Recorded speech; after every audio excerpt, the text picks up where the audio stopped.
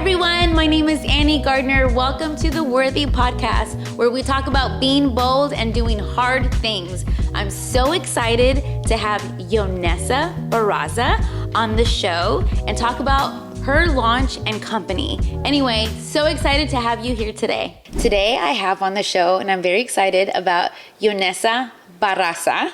Yes. I'm Hispanic. I should know how to say it, but welcome. Thank you so much, Annie. I am extremely excited to be a part of this. Since you told me, I literally told you how I think it's incredible that you're starting something because women need to be empowered in this area. So thank you so much for having me. Thank you so much. I'm excited. So I want to give a little background on how we met and how I know you. Yes. So Younessa and I happened to serve together one day at church. And I immediately was like, who are you? Where are you from? I've never seen you before. We need to be friends. And then I started following you on Instagram. Yes. And Younessa and her best friend, I'm almost out, okay? So this is how much I love this hair serum. It's called Bare Fruit Beauty. And it's pecan based, like pecan oil. Yes, base. So I want you to introduce yourself. Yes. And then talk a little bit about this. Yes. Like how this came about. Yeah. So hi everyone. Again, my name is Younessa. So we met actually that night. I thought it was so funny because I was thinking about it the other day. We were all over that place, but it was so much fun. We serve in Mercy Culture, and I just remember being in the background. We need this and we need that. And just meeting Annie and her husband. I feel like both of you are just two peas in a pod, and I just loved it. But it was also really fun to meet more people who are strong. I knew from the very moment that I met you, I'm like, she's so strong, and I love her heart for the Lord, and you can see that, right? So yes, I just wanted to recap that part, but I do have a hair product, and it's pecan oil infused, and I have a box here. It's called Tetelestai. So a little bit of the background in it, and I know we're going to go into this a little bit later, but the Lord really highlighted to me how much he wanted to bring reformation in the beauty industry. And you see so many different things, whether it be on Instagram, where a lot of women, quote unquote, are helping other women, but they're leading them down a path that is not holy, and it's definitely not spirit-led in any way, you know? Yeah. And so with that, it started back in 2020, and it was through prayer and intercession. When I say we prayed about absolutely everything, we did. And it took us a year and a half to even get the idea of the name, what we were going to be doing, and that kind of birthed out a hair product that now we are able to bring to so many different women. And I love it, actually. You didn't tell me personally about it. I found it, and I told my husband, hey, you don't know her, but this is what we're doing tonight. We're going to her opening, and I'm going to support her, and I want to buy her product because you're young, you're beautiful, you're smart. And I was like, how is it that she was like, hey, with her best friend, we're going to do this. Yes. And then they created this product. Yeah. And I love this product. I short hair, long hair. But just the boldness and the authority that it took to even create this, because many people will think, well, there's so many hair serums. Why would I create another one? Yeah. So why did you guys create it? Like, what made you think like, no, there isn't this? Yeah. So when I first encountered the Lord, which was at 21, I remember there was a dream that I had. It was an intercessory dream.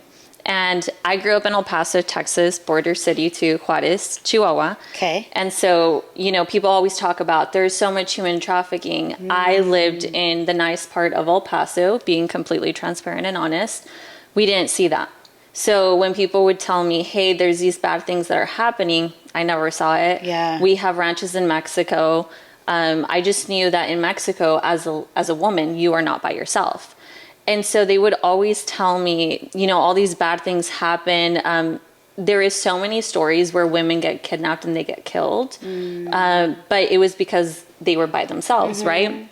So I never thought anything of it, but just think, as a child, I did know Mexico City was a really big city where there was a lot of human trafficking. Okay. I just remember knowing that as a child, like, stay away from Mexico City by yourself. Yeah. And we had the ability to do that, pre me knowing the Lord. I would travel with my friends all over Mexico, and I thought that was fun, right? But then I meet the Lord at 21, my life completely transformed. And a part of this product does have to do with my testimony, which we won't be really going into that this time. But I really feel like the Lord was highlighting to me in the time the importance of human trafficking, right? So I have this dream. This woman is being trafficked. And in the dream, I felt like I was her. And I've never had a dream so real that she was being passed around from one guy who it seemed like she was being protected from bad guys. Okay. And then she was shoved into this closet. And then I hear gunshots in the outside of this closet. The bad guys found her. And I still remember the dream because it was so vivid. Yeah. And the guy opens the door and he said, "I found you." And then he picks her up and I wake up with this fear in my heart. Like, what is happening? I didn't pray. And I just want to highlight the authenticity of that because I was a beginning Christian. I had no idea what was happening. I just knew God allowed me to share a little bit of this story to open my eyes to something a lot bigger, right? So I go to my mentor at church at the time and I asked him, "Hey, I had this dream. What was I supposed to do?" He said, "You should have prayed."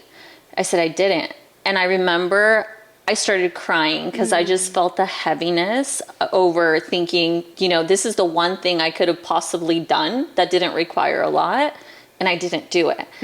And I just remember from that moment forward, my heart cry, my heart posture was, "Lord, I need you to show me the things that I do not see far beyond my own home." Yeah.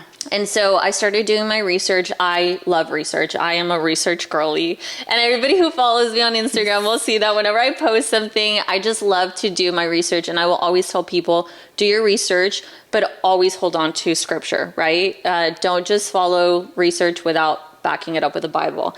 And so in that, we began to find out so much more of the things that were actually happening in El Paso with the different drug cartels. And the reality is, the drug cartels are so involved and it's such a big thing. You cannot, I don't know how to explain this, but growing up in an area that is so consumed with drug cartels being a lot better than local police, it's so sad. And what I mean by this is Mexico. It's so sad how people actually get a lot more protection and help in that. And so From the cartel. From the cartel. Okay. And so what really, in 2020, I remember I said, "Lord, I've been praying," and obviously this is years later. That was the beginning of it. And I remember I said, "Lord, I want to create something for you because I know you've called me to more. And I have the background because I grew up in this, not just the human trafficking, but on the other side, the drug cartels that are so prevalent around in Mexico. And it is so common for you to see it even in the smaller towns that people don't know. I come here to Dallas and I'm telling people about it and they're like, "Wait, what are you talking about? How does that even happen?" And I just recognized his heart was, I need to bring awareness to this, but really make a difference in the lives of women. But I also have called you from a place where you do have the understanding to be able to place both together. Yeah. And so back in 2020, we started praying a lot. "Lord, what do you want the name to be?" And it was bear fruit, so the women can bear the fruits of the Spirit. Many times women think I'm bearing love, but what does biblical love actually look like? Not world love. Yeah. Or patience, what does that look like? And so we started praying about it. And then from that, my best friend got involved. Her name's Sylvia. She's in New York. Shout out to Syl. But I just remember she was actually praying about wanting to be involved before the Lord highlighted to me, "You need a partner and she's going to be your partner." Wow. And I remember when I presented it to her, she starts crying and she's like, I've actually was asking the Lord if I could help you in any way, shape, or form. And I was like, it was God. Yeah. And so from that moment on, Barefoot Beauty was birthed. But it was really to take a stand against the things that are not okay. And I'm not afraid of going up against these really bad people of the world because I know I'm protected by the King of Kings. And I think ultimately that's the important part. Yes. Yes. Oh my gosh. That's so good. How old are you? I'm 30. Okay. Yes. Wow. It's so awesome, especially because you're in business now out of intercession with your best friend. Like the way that the Lord, we had a previous conversation on another show, and that she brought that up also. Mm-hmm. And so you can't make, like, people are like, oh, what a coincidence. Yeah. Well, not really. The Lord works like this. It's easy. It's super easy. It really easy with the Lord. Easy. So when you and your best friend Sylvia came into unity on what Barefoot was going to do and the heart behind it, now, how did you come up with, like, okay, we're doing a serum, now it's a product, and now we're selling it, and now you're in business together? Yeah. Talk to me a little bit about those, like, challenges, ideas, and how that season was. Yeah. So I will say I always say that God is in the details, and it's important that you pay attention to the details. Everybody wants the big picture. Everybody wants the end result, but they don't fully want to do the hard work, which is surrender. God, what do you want? What does that look like? And it took us 3 years to fully execute one product because there was a lot of prayer. But I think the most important part in the beginning was, God, what are you calling us to do? And so I always say this, it took us 3 years because the first year he was allowing us to stay committed to the project. So we started, do not find this if you can, but we started a podcast. Okay. It was not for the Lord in the beginning, and it wasn't bad. It was just us trying to really understand, how are we going to stay committed into what God is calling us to? Okay. So the first year, the Lord wanted us to start a podcast to see if we would even stay committed for a whole year. Okay. I gave this to you. Are you going to stay committed? Okay. Because I think people always say, oh, I have a dream and I have a desire and I want to do this. But then 3 months go by, something hard happens. Yeah, I don't think I want to do it. That's so hard. Yeah, exactly. And so the first year, it was really fun, but again, a podcast, 2 people in 2 different cities. You're doing it online via Zoom. It wasn't the most effective podcast, but it really did teach us that we were committed to this, and we wanted to. And we wanted to not just be committed to a project, but also be committed to women. We want to empower, we want to mentor women. There was women at the time who were walking with us in that. And it was just the heart posture of, are you willing to do things in private that nobody's going to ever see? And are you okay with that? And absolutely, at the end of the day, that's the most rewarding part. And then the second year, we went through, which in all of this, it was still a part of the first year, but stewarding well your finances. So we funded everything in the first project. But in order to do that, you had to steward well your finances. Yeah. So the Lord began to talk to us about, if you steward well the little, he will give you much. And so he's never going to give you something, especially when his hand is going to be on it to bless it, if you are mishandling the little things. And so in the second year, that's good. There was so much in, I used to shop a lot, and I will call myself out on that. It was not the greatest. Yeah. But in the time too, the Lord began to highlight to me, do you really need to buy that? And I'm like, Lord, but I love it. And then he would show me, well, those companies are actually standing against the things that you were standing for. And then I remember I was like, oh, and the same thing happened with Sylvia. We were walking through this, and the Lord was really refining our heart. I want you to be somebody who does the same thing in private that you would in public. And not just for the attention of people, because at the end of the day, it's about making him known. But you want to lead by example, that I know in my heart that there is a lot more integrity of what I'm saying and what I'm doing than what I want people to quote unquote like me for or perceive. And so the beginning years, there was a lot of dying to self, a lot of dying to, I want this, and then the Lord is telling me, no, I need you to focus your finances on that. And I like to be transparent. You know, I got rid of a lot of debt at the time, and I realized, boy, was I very young and just wanting to get it all because I didn't know any better. I tithed, but I was still spending. And I just remember, I realized this is much more rewarding than anything else. And I feel like it was the same thing for Sylvia. So she had barely moved to New York too. We moved at the same time, her to New York, me to Dallas. Okay. At the exact same time. Oh, wow. Yeah.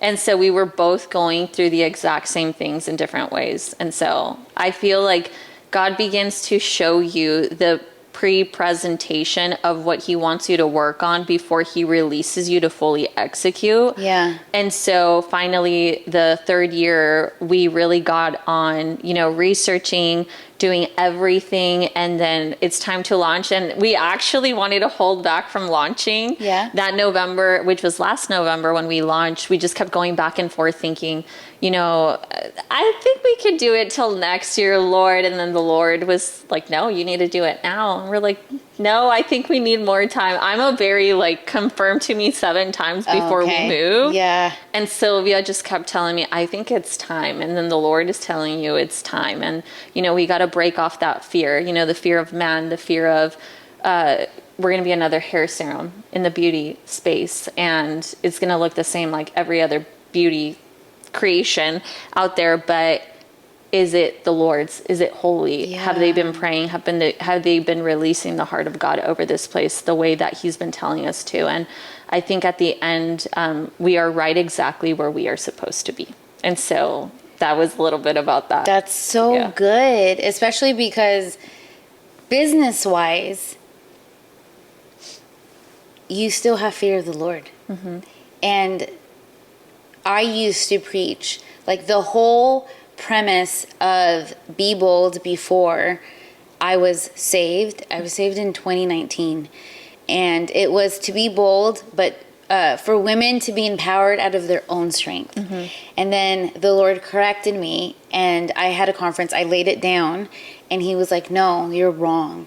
Mm-hmm. You're not fearing me, mm-hmm. and it's not onto me. And so now you're my student. And so I laid it all down, and not until he started bringing it back. Yeah. And I was like, no, it's not. Only if it's for you, and only if it's you.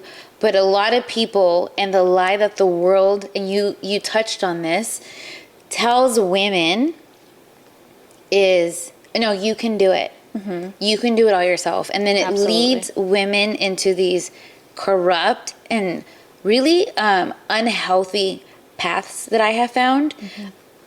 And then women are single for a lot longer, or they don't do business, but they're not living their life onto the Lord, and it's not biblical. Yeah. And so I also joke that I wasn't single for so long out of my obedience to God. It was because I was so disobedient to the Lord, and because I could not fathom. I remember I would tell my cousin, how do you submit to your husband? Yeah. But if you can't submit to the Lord, you're not going to be able to submit to a husband. That's good. And so learning that at a younger age is so much wisdom for other women to see. That's good. Because now you're stewarding a company. And so how is it that you now move forward stewarding this with your best friend? And she's in New York. Yeah.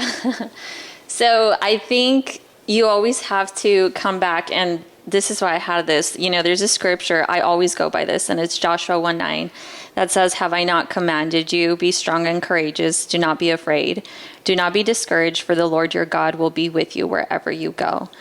And the first part, have I not commanded you? Mm. And I think the life of a believer is, God does call us, number one, to his heart, to being a daughter, to knowing how to minister to the heart of the Father.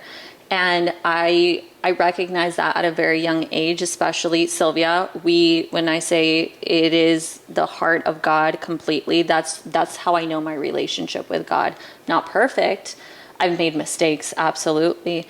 But I think the most important part is, how is your heart posture when you know you have everything and when you know you have nothing? Yeah. Is it always to put him first?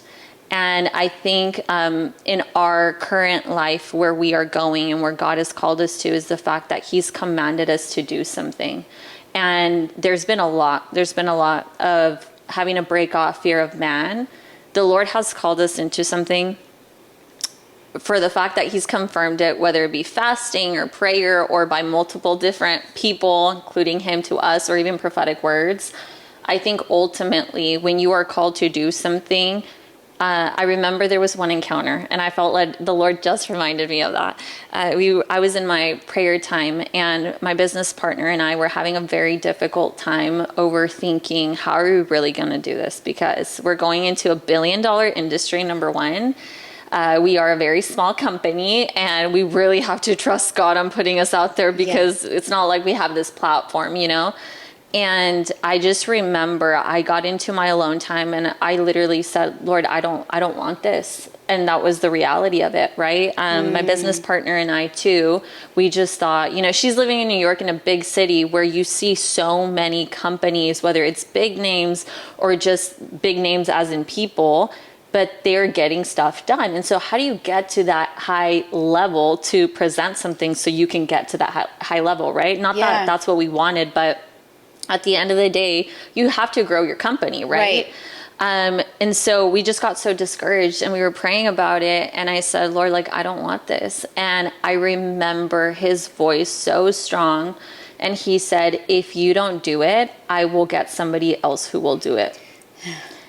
And I remember the fear of God was in that room, where I said, okay, like, I cannot question this. I will do it at whatever cost. And I remember I submitted that to my business partner, Sylvia, and the same thing was with her. Yeah. And we're best friends. So we've been best friends since the 7th grade. Wow. And it's been a very, very beautiful friendship. And I just remember the Lord works. He knows exactly who's supposed to be your partner. Obviously, I'm single, not married yet, not yet. That's right, not yet. But I thought it was so funny how I always tell her, the Lord always speaks to your spirit.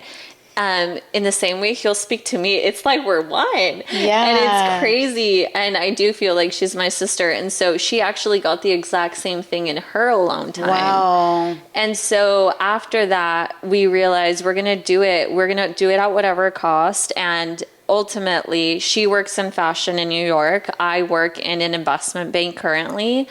But we also know this is what God has called us to. And the amount of people that have been impacted since we launched, we realized that was the heart posture of the yes. It's not over what Younessa or what Sylvia, what we're doing. It's about how are we presenting God to people in a place and in a space that they have really pushed God out. And it's distorted such a view against women. And so really currently we've been able to manage so we do weekly calls too. Okay. We do weekly Monday prayers. Okay. And so we get on these calls to really seek the heart of the Father over his daughters, and we intercede on behalf of whatever he places in our heart. Mm-hmm. And it's just something he has brought to us. And then we actually heard this last year. We were fasting one day out of the month, but now we're doing the first 3 days out of the month where we fast for women and whatever God is placing in our hearts. Because we just want to stay at a constant heart posture of, God, you said this, so we really do want to submit this to you. And if you tell us the day after tomorrow you're laying it down, we will lay it down, because we did it out of obedience to the Lord. Yeah. And so at the end of the day, and it's not what we do, it's not how we do it, but we really just want to remain in that heart posture of fear of God. And so everything that we've done, from the companies that we work with to where we are to the day to day, it really does come back to, I just want to continue to walk this out. And I ask him on a daily basis, Lord, if you want to get me out of this, then you tell me and I will obey, because it's obedience. It's always obedience. And so I would say through obedience is where we stand in the business. That's so amazing, especially because working with someone that you're in relationship with, the lie is always that, you know, it can ruin your relationship. Yeah. And so you have known each other since practically 13 years old, 12, 7th grade, and now you're women running a company. How do you balance the challenges now, keeping the business, flowing, and then keeping your relationship whole? Yeah, absolutely.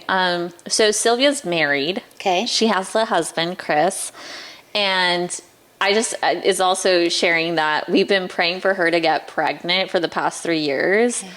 As of last Friday, she is pregnant. And so it's been so beautiful. Yeah. And it's been amazing because even in that, we've been praying together to see that miracle come. That's so It's been amazing. beautiful. Yeah. And I think in a partnership, it's very important that, number one, you put God first, but that you also put what he's speaking at the time. Obviously, in a partnership, I'm not going to say it's always been, you know, rainbows and sunshine and all of that, but we've definitely recognized that we need to go back to God. So whether there's disagreements over, hey, I feel like the Lord was calling me into this, or you're not really submitting and I know you're not because of X, Y, and Z. It's about, and not submitting as in, I think you really need to go back to pray and ask the Lord again about that. I think as long as we stay with a humble heart, it's very important in a partnership that you are willing to listen. And like the word says, right? Be quick to listen. Yeah. I'm a very strong leader and I love the Lord, but I can also say like, absolutely not, because this is what the Lord said. Yeah. And she's the complete opposite. Okay. She is the mercy, grace times 10. I'm not saying I'm not, but she definitely offers it to a completely different level. And I do think the beautiful part of partnership is that God knows exactly when he calls people together, he will give you the other side to it. Yeah. And so I do think it's important that in your partnership, in the relationship that you carry with somebody, that you are willing to listen and grow out of your comfort to truly want to hear what God is saying to your partner. And so being willing to lay down the things that you think, the things that you think are better. Say it again. Say it again for the women who missed that. But I think sometimes we get so stubborn and then we think, oh, well, I know it better. And then you're working with another woman who she's so graceful and she's so willing to say like, yes, like, well, I'll go wherever, like, you know, you feel like that's being led. And I'm like, no, like go back to the Lord. And I love that the Lord always catches us in, hey, you need to refine this about yourself, and vice versa to the other partner. And so I think it's important that we seek out God, that we voice what we're also feeling. It's important. Yeah. I think communication is extremely important, even in a relationship. So when it's a partnership, you have to communicate, even long-term goals. Like obviously Sylvia being pregnant is going to be something that's going to come into the mix, but we're planning for that too. It's not so much like, hey, I'm laying this down because of this. Like I still feel like I'm called to it. And so it's important that you guys are willing to have those discussions, those conversations, and that you're also there to support each other. That's so good. You don't have to tell me, but are you planning on doing more? Because more products, and I ask this because you said our first product. Yes. And so then this is leading me to believe that there may be more. Yes. Okay. Yes, there will be awesome. more. We are actually currently on the second product. Okay. We work with a local lab here in the DFW area, and so they've been amazing. And that was also a God appointment. That's when you know God calls you to something, when he makes the process super easy. Yeah. And we have the second product in line. That's so cool, because you're 30, you guys, I mean, you're both working, and you're doing this business. And so for other women or men, if they're watching or listening, you're walking into the boldness. But when I'm talking about boldness, you're walking into the calling. You're saying yes to God. You're walking into the anointing that the Lord gave you with authority. Absolutely. And so how do you do that? Yeah. I would say you have to break off that fear of, was I really called to this? And I think it's so common for people to go through that. I think when the Lord first told us about beauty product, a little side story was, we actually had created, I chose to go before I was like, okay, Lord, I think you're calling me to do something, but I don't know what it is. And so I like to take care of my skin and my hair because I do think it's something that you can feel so much more beautiful. And I'm not highlighting the outside appearance, but what I'm trying to say is I think a lot of women who don't want to put on all the makeup, they do their hair and then they feel, oh my gosh, I feel like $1,000,000. You know? And it's a thing that the Lord has crowned us with, right? Like in our hair. And so anyways, I thought it was supposed to be skin. And so I go to my favorite skincare. I go on Amazon. I buy all the ingredients in the back. And I remember I was back home. So my mom is in the kitchen. She's like, what are you doing? And obviously all the ingredients came. And I told her, I said, Mom, I'm going to create a face cream and I'm going to add pecan oil to it. And I'm so excited. And she just kept telling me, well, don't burn down my kitchen. And I had nothing. I had no cylinders. So I actually used the pan from the kitchen and then I boiled hot water thinking I'm going to do this whole thing. I YouTubed all of this, okay? I thought I was doing the most amazing thing. And I feel like I was a DIY kid. I always loved to do it yourself. Okay. And so anyways, I created it. I filled 6 different little tubes. And I remember I went to bed thinking, oh, this is so easy. I'm like, people should start doing this a lot more. It's very simple. It's not complicated. And then I wake up the next morning and I go and I created candles. It was so hard. That's amazing. So hard. And I remember my mom looks at it and my dad too. It's a balm. My dad's all like, I don't think you could sell this to women even if you wanted to. I was all like, no. So from that moment on, the reason why I even did that was because I didn't want to go with a lab initially because I thought it's a lot of money. I don't know how I'm going to get that much money, Lord. That's true. And again, we go to the stewardship, right? And so then the Lord told me, if I want you to create the best, then I need you to use the best. Wow. Not saying I wasn't the best, but he knew my skills. He's like, honey, like I love you, but you need to go with someone else.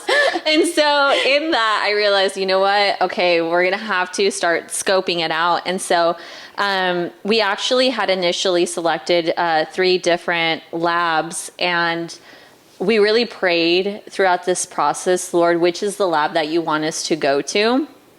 And it was amazing because, long story short, one of the labs, it was very anti-biblical in all ways. And we realized I just didn't have peace about it. I know we're supposed to go to bring reformation in certain areas, but there was just something about it I just didn't have peace about. There was 2 other labs here in the area. One of them, they create sunscreen. Okay. And the owner, he did a whole background check on me. So I'm walking in and he's all like, hey, I saw your video. There's a video on YouTube, like probably like 20 years ago, of me talking about the Lord for 11 minutes. And I just remember that was the only video I have out there. And he watched it. Yeah. And he sits down on YouTube. Don't watch it. No, go find it. But I remember when we sat down, he said, I saw your YouTube video and I really think it's incredible that you love the Lord and we believe in the Lord, and they're from China. Wow. And so his grandfather actually had underground churches in China. Wow. And he said, I want to work with you and I will do whatever it is that you need because we only formulate sunscreen and we will do hair products for you. Wow. And I remember when he presented that to me, I was like, well, that's the easy one, right? Yeah. But we still didn't feel like it was a full yes. And so the lab that we actually went with, we went with this lab, and we usually do an initial like screening. This is what I'm wanting to do. And then you tell them, you know, I want to formulate this type of a product. Can you do it? All they ever do is really skincare also in this lab. But she was educating us on so many different things. Like, you're going to need this type of insurance just in case something happens to the product. For marketing, make sure you're doing this. Make sure you're hiring for this. If you need to sell, go here. This is the shelf life. She was educating us for free. Wow. And I remember in that moment, my heart, we prayed about it, and we just had so much peace when we realized, like, this woman did not owe us absolutely anything. And it made it so easy for us to even write down information of the things that we needed for our company, for the things that we needed to look out for, where no other lab was actually giving us this information. Right. And that's when we knew, and we've been working with them ever since. They're so amazing, so incredible. And so the reason why, you know, I think like the boldness comes into place with all of this is the fact that from the very beginning, when you know what you are called to do, and when it's so easy in the process, when you are having to die to self, but so you can become a better version of yourself that the Lord has called you to, you know how to walk in that same anointing, because you know if God did it in my life, he could do it in the lives of so many other women. Yeah. And I think the reality is the enemy, the biggest lie, I heard this once, I forgot who it was from, and I always love to give credit, but I forgot. This man said, the biggest lie that the enemy always tries to place to a believer is to get him to believe he's not a son or a daughter of Christ. Wow. And the reality is, when you are called to something, you believe that lie over, was I really called to this? Am I really worthy enough to receive this? Am I worthy of stepping out and doing this? And I always say that's probably one of my biggest hurdles, because I felt like there's so many other people out there.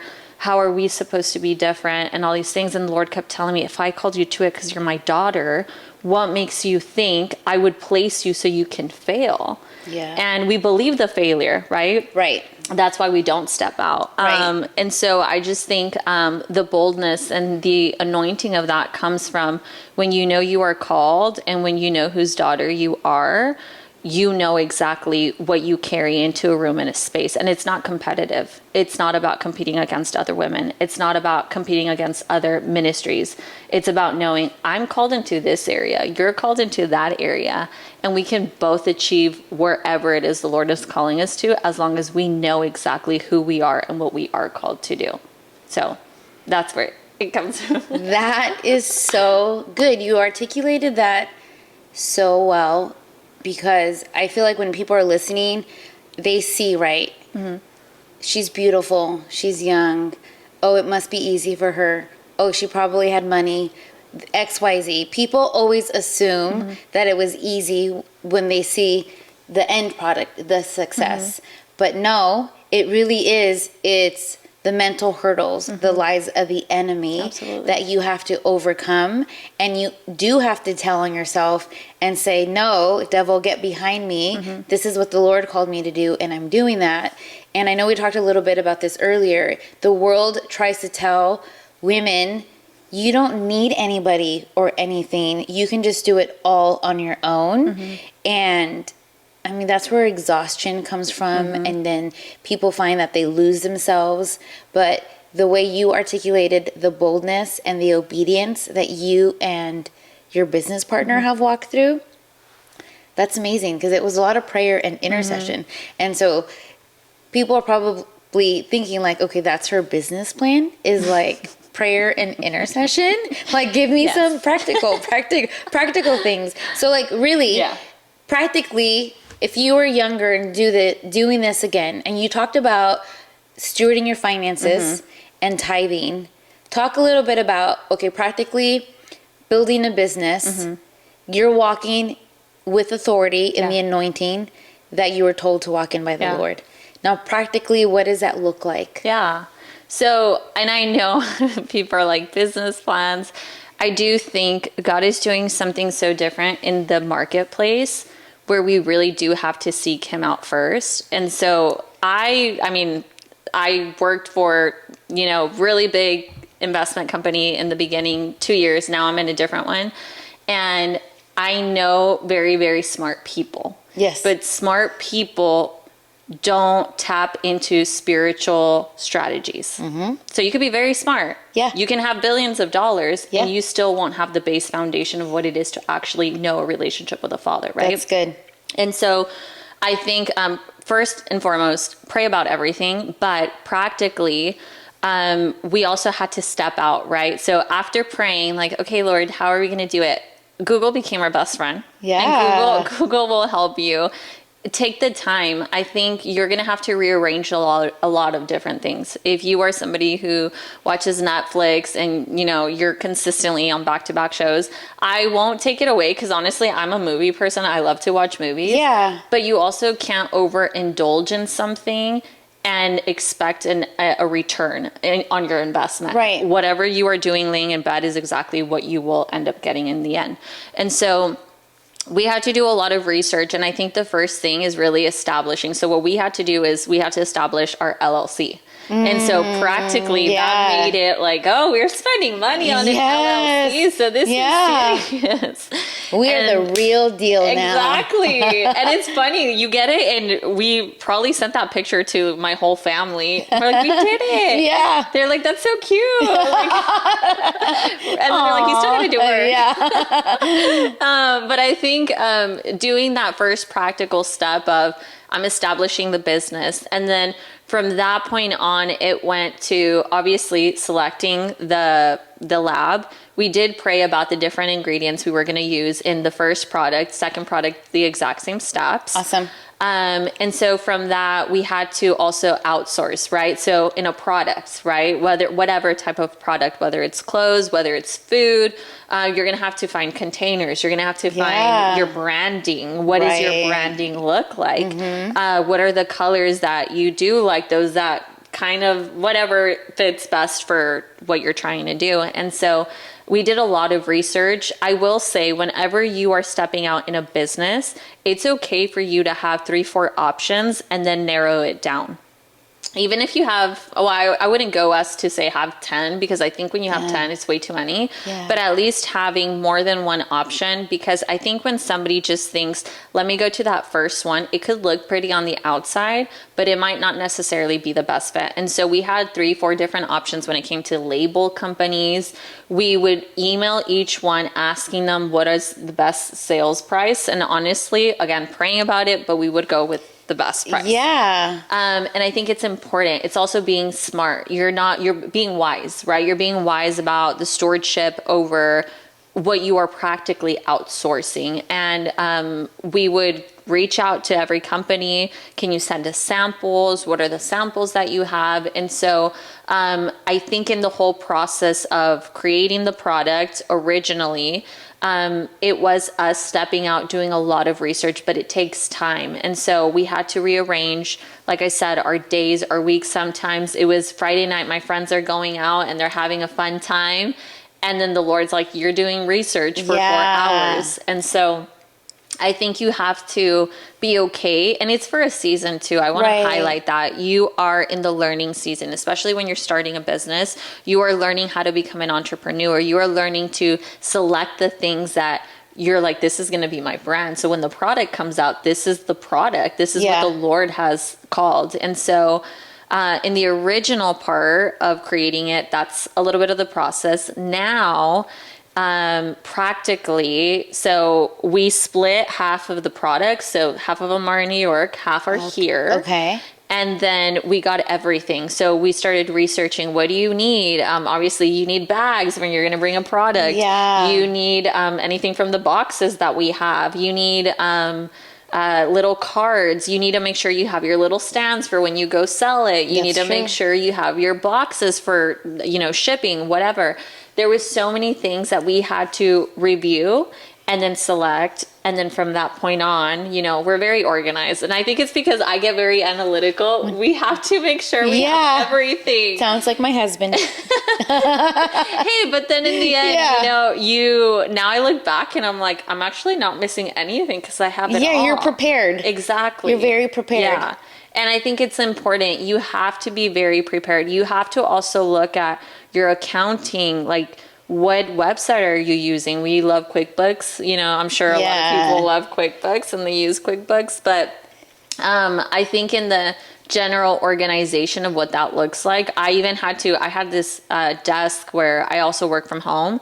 I had to get a different desk because I'm like, I have to have organizing parts in my desk for my small business. And so there was a lot of things that I redid just to have that. But because again, if you steward well the little, he will give you much. Yes. And I think from that, we would pray, God, give us strategies, selling strategies. What do you want us to do? And we noticed this in the beginning. We would go to small markets, and it was probably just 1 month that we went to markets here and then in New York. We even had to figure out there's different selling strategies that the Lord has in New York than what he has here. Yeah. Because the things we thought were happening were not happening in New York the way they were happening in Texas. Wow. And so practically too, you have to research in your area, how is the market doing and how does that work? Not saying that we go based with a culture of the world, but God also practically would sit us down to, hey, take a look at all of this. Yeah. Don't just want to get out there because we're being impatient and we need to get it out there, Lord, do it. Yeah. And no, there was a lot of careful attention. And I remember we had this month where we didn't sell at all. And we're like, Lord, this isn't from you. Like, I think it's just time that whatever, like we're going to put it down because it's like month 3. And we did have really great sales, by the way. It was just, it was getting hard. It was getting hard. And I think in the practical part of it is that God was really trying to open up our eyes over, I need you to focus on this instead of that. Yeah. And so that's when we signed up for the International Beauty Show that we just went to in Vegas. Yeah, I saw that. And I remember even to go there, it was like, Lord, you really have to confirm this because it's a lot of money, you know? And again, we're starting as a company, but at the same time, when I say I have fear of the Lord in my finances, it's like, if I give away $1 and you didn't tell me to, I'm so sorry, Lord, I'm repenting. Yeah. But I remember Sylvia kept telling me, she's like, sis, the Lord said this, we're going to do it. Yeah. And so I think you begin to look at the different things, whatever industry and niche that you are in, you begin to ask the Lord, okay, I see this is happening. Are you okay? And if so, give me peace about it. And he does give you peace in everything. I do believe he'll give you peace. But then there's sometimes where fear, the spirit of fear, tries to come in to rob you of what God has called you into. And you also have to know when you are fighting against that spirit and you have to cast it out and you have to step out and just say, God, I'm here. Yeah. And the IBS show in Vegas was one for us. And it was just so transforming because we were in an area where you would have never thought a small business that we're talking about the Lord in this small booth. And we have people from like Chi, people from Amika that are coming and they're asking us about our product. And we're like, we just launched in November. And everybody would say, you just launched in November and you're here. We're like, yeah, like, is that weird? Are we not supposed to be doing You're not, so she doesn't even go here. We didn't even know. Yeah. And I just recognized we didn't stand down about talking about the Lord. Like, the Lord brought us here. This is why. And I even think sometimes, like, we probably might sound crazy to the person that we're telling them, God said this, this, and this. But people were so touched. And I just know lives were being changed on that floor. And when we saw the amount even of competition, like very unhealthy competition in the beauty industry, and even obviously seeing whether it's whether it was men or women, and you know what the current culture war is, where see men, you know, with a lot of different makeup or it was just something where when I was on that floor, I realized this is why God wants to bring reformation to this space. Yes. Because it's so important. And I think in the practicals of a business, you have to be willing to step out in those areas and understand that there's going to be a moment where you're not going to be in your church. You're going to be out of your church. Right. And you're going to be a representation of what is in the Bible. And are you willing to stand up for it? And will you shy away from that, or will you run to the word?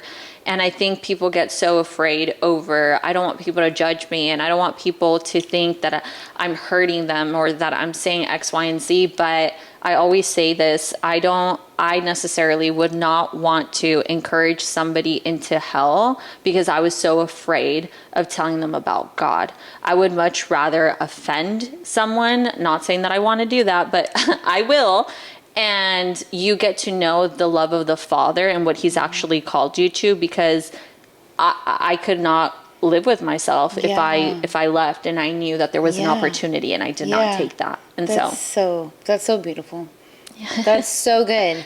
Thank you so much for coming and talking about your journey and Bare Fruit Beauty.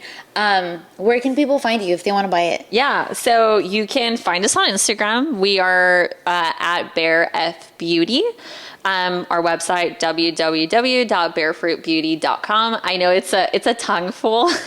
It's just remember it, okay? But we'll have it in our notes also. Yes. And then, we'll talk about it. But thank you so much. I love that you came and talked about that and your boldness and your partnership, especially working with your best friend. I love that you both are walking into the calling that the Lord told you to do. Absolutely. Thank you so much. Yes, thank you so much. Thank you for being a part of the Worthy Podcast. Make sure you subscribe, share, tell your friends, and tag me on social media.